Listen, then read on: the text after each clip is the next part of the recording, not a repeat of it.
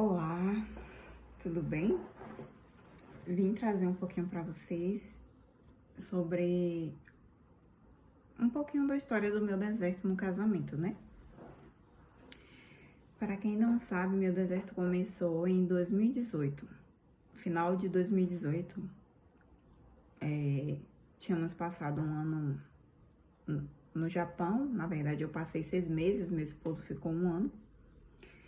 E estávamos na presença do Senhor, né? Os dois buscávamos a Deus. Só que aqui no Japão é muito difícil de se congregar. Então, querendo ou não, quando você não está congregando e o seu alvo não é Deus, você fica deslumbrado com outras coisas, você acaba se afastando um pouco. E foi o que aconteceu, né? Eu acabei me esfriando um pouco e ele também. Porém, chegamos no Brasil com uma condição financeira melhor, que a gente não tinha vivido isso ainda.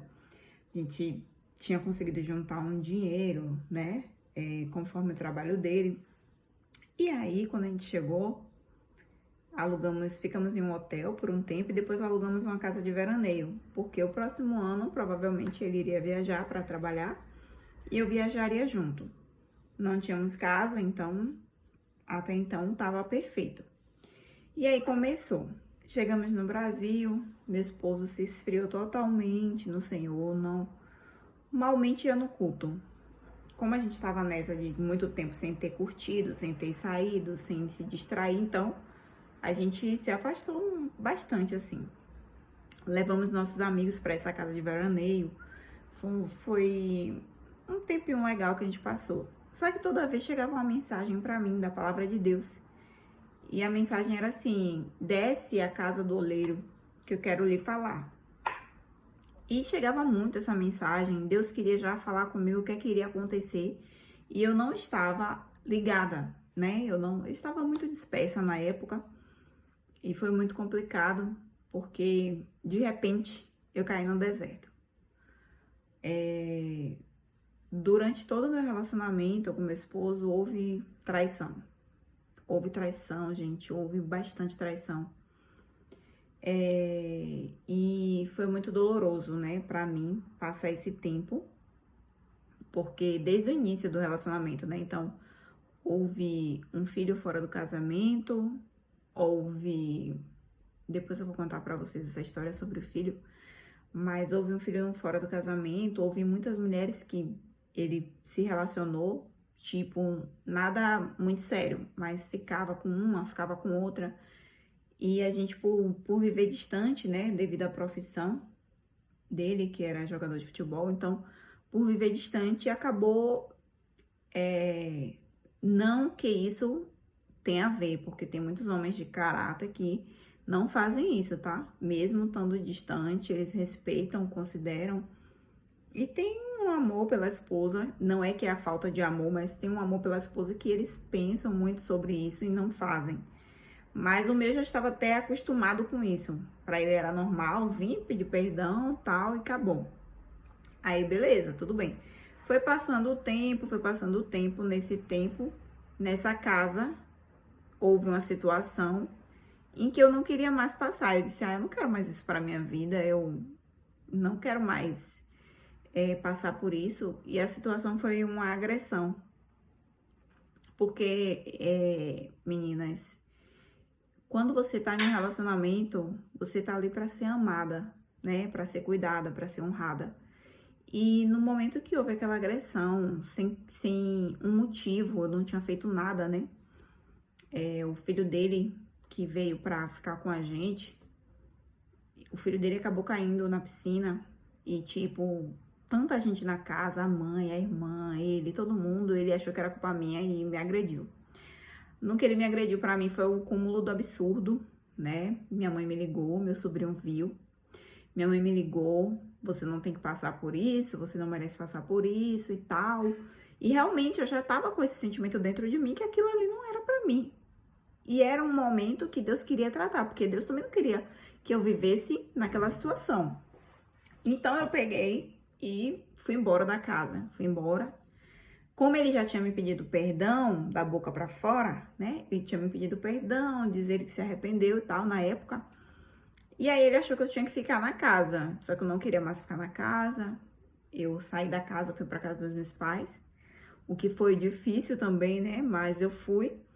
E quando chegou lá, eu fiquei, irmãos. Mas você sempre pensa assim, né? Ah, a gente vai voltar logo, daqui a pouco ele vem me buscar, daqui a pouco a gente faz as pazes. Só que não. Isso, em vez de melhorar, piorou.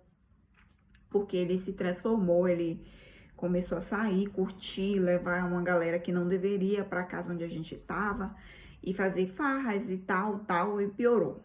Só que nesse tempo que ele se afastou e ficou dessa forma, eu comecei a buscar o Senhor mais, sabe? Comecei a buscar mais de Deus. Porque eu tava triste pela situação que tinha ocorrido, ele dizia que eu tinha abandonado ele e tal. E aí chegou a virada do ano, sempre rompíamos na igreja. E nesse dia eu fui pra igreja, só que eu saí da casa da minha mãe pra ir pra igreja e ele foi da casa que a gente tava pra igreja. E lá eu não sentei com eles, irmãos, eu tava muito magoada, muito chateada, né? Eu tava triste com tudo que tinha acontecido, eu não achava justo. Então eu fiquei magoada, triste, não sentei com ele, não fiquei na mesa da família dele, né? Que no caso era minha família também. Eu fiquei com amigos. E ali pra ele foi tudo, né? Final do ano eu não falei com ele, ele também não falou. Dois duros, não levanta o muro. Desculpa. E aí a gente pegou, ficou, né? Nessa. Aí eu não falava, ele não falava. E aí quando terminou ali pra ele, ali foi o cúmulo, como é que eu não tive consideração de falar com ele e tal. Porque a pessoa sempre, mesmo ela estando errada, ela quer que você pense que você que está errada, né? Então foi muito mal. Ali começou meu deserto total. Rompemos o ano e tal, ele não quis mais falar comigo. Ficou um tempão sem falar comigo. E quando eu tentava falar com ele, ele, tipo, não queria falar, mal me respondia, era muito ignorante. Ele tava com muita raiva de mim, muita raiva mesmo. E nesse tempo, Deus me deu um sonho.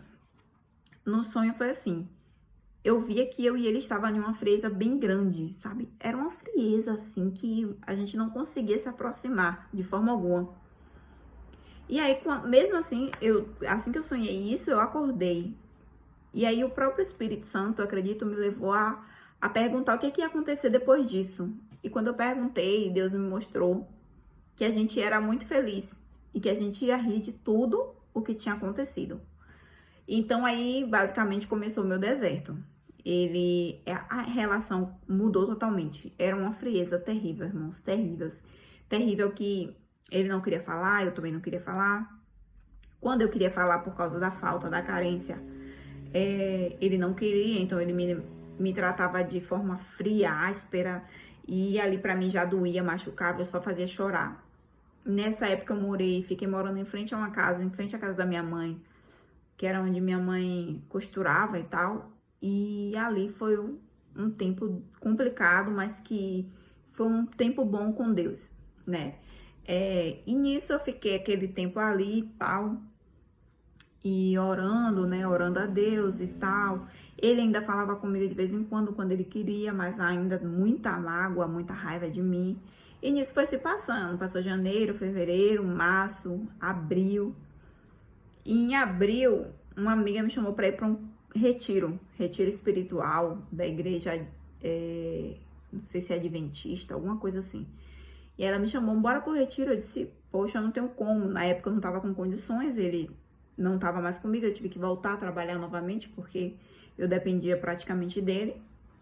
Então eu não tinha condições. Aí ela falou, eu vou pagar pra você. Deus tá me dando condição pra eu pagar pra você ir pra esse retiro. Cara, foi tudo de bom naquele retiro, tudo de incrível que eu vivi com Deus. 3 dias transformadores pra mim. E aí eu fui, tô lá no retiro com ela e tal. Olha quem aparece. Não, só que eu não tava podendo fazer jejum de alimento, porque eu tava fazendo tratamento de uma bactéria, eu tinha que tomar antibiótico. Então eu não fazia jejum de alimento, mas eu fiz jejum de celular. Quando eu terminei o retiro, que eu só peguei o celular depois, né? Jejum não, no caso se chama abdicar, né? Eu me abdiquei do celular, só peguei o celular depois. Ele mandando pra mim que era pra eu viajar, pra encontrar ele onde ele estava, que ele iria mandar a passagem e tal, que era pra gente pelo menos conversar, porque não tivemos chance de conversar. Beleza, irmãos, acredite. vai eu para o outro país. Só que eu vou contar para vocês no próximo bloco, no próximo vídeo. Fique ligado, esse é somente o início da primeira parte, que eu vou contar tudinho para vocês, certo?